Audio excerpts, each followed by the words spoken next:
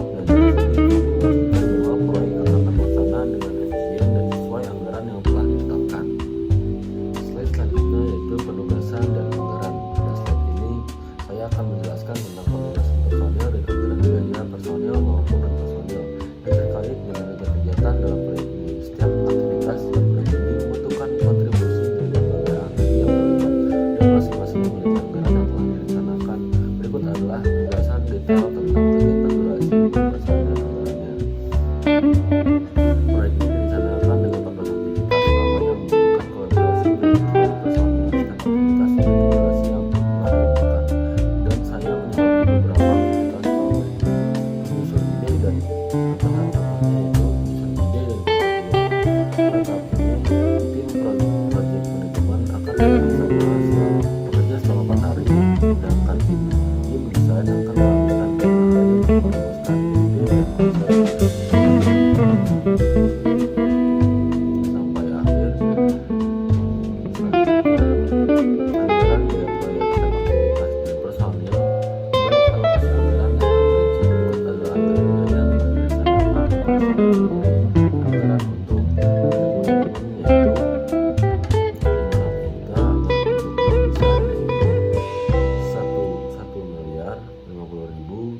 seterusnya.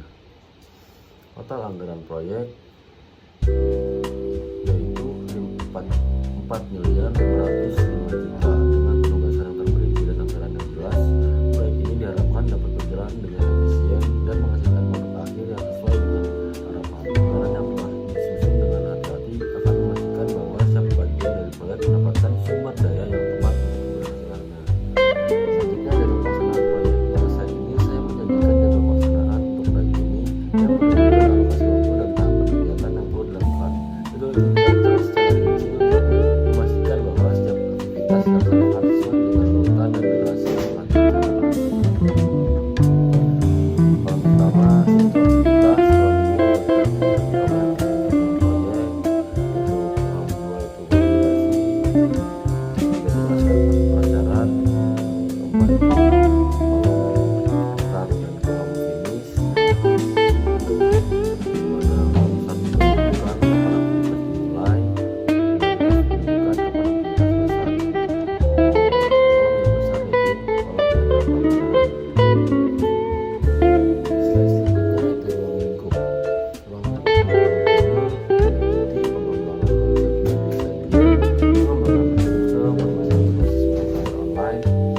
Implementasi teknologi grafis 3D untuk visual yang realistis dan penyediaan server dan infrastruktur untuk mendukung pengalaman bermain tanpa gangguan.